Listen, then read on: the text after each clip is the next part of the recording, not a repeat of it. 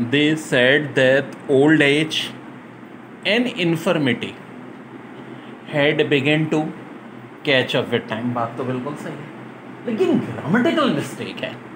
They said that, अच्छा यानी indirect बात हो रही है। Old age and infirmity had begun to, head के साथ मेन वर्ब की कौन सी फॉर्म आती है रे? थर्ड फॉर्म आती है रे। तो लगा दो ना, बिगिन कर दो, इसको करेक्ट हो जाएगा। ऑप्शन सी में गलती है। बड़ा हैम error detection with only a week to go from the election things are really hotting up. बात हो रही है with only a week to go from the election things are really heating up. With only a week तक तो सही है। To go from, देखो गो के साथ कौन सा प्रीपोजिशन आता है? या तो गो के साथ टू आता है, लेकिन तब आता है जब किसी प्लेस की बात होती है। Go to Karachi, go to Hyderabad. किसी पर्पस के लिए गो के साथ फॉर आता है। फ्रॉम तो कम के साथ आता है भाई। तो गलती का ही है प्रीपोजिशन में। हम क्या कर देंगे? To go for the elections things are really hotting up. But अच्छा सवाल है। The scrapping of the question over will not quite kill democracy, but it would be better to retain its than dispense with it. तो देखो, the scrapping of the question over सही है भाई, will not quite kill democracy, but it would भी बिल्कुल सही है।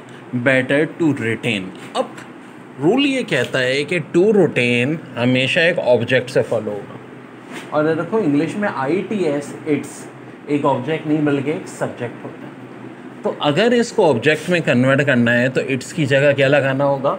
It लगाना होगा।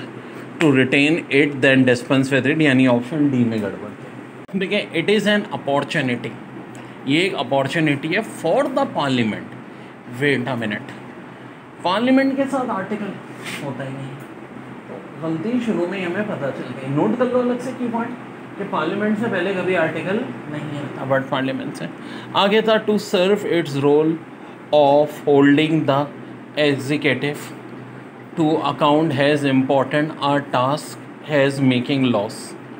तो गलती है यहाँ, पार्लियामेंट से पहले। The police were baffled and an agent was called in to investigate. अब क्या द पुलिस के साथ वर है, सही है नहीं? सबसे अहम बात देखो, कुछ कहलाते हैं कलेक्टिव नाउन, कभी सिंगुलर के तौर पे यूज होते हैं, कभी प्लूरल के तौर पे। साथ द पुलिस होगा तो हमेशा प्लूरल होगा, लेकिन अगर द पुलिसमैन या कराची पुलिस हो तो सिंगुलर होगा।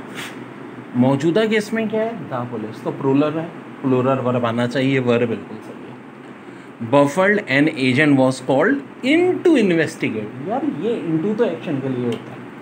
एक्चुअली कहानी ये है कि इनटू तो आएगा लेकिन अलग अलग आएगा, यानी called in to investigate.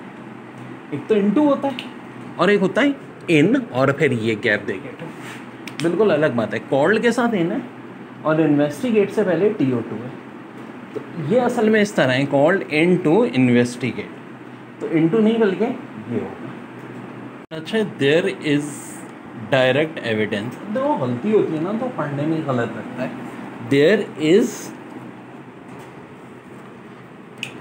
Are direct evidence, ठीक है, बात हो रही है एविडेंस की, तो इससे पहले एक ऑफकोर्स आर्टिकल आना चाहिए। There is a direct evidence that when learning occurs neurochemical communication between neurons is facilitated and less input is required. देखिए बड़ा अच्छा है। His boat came abreast at us and signalled us to stop.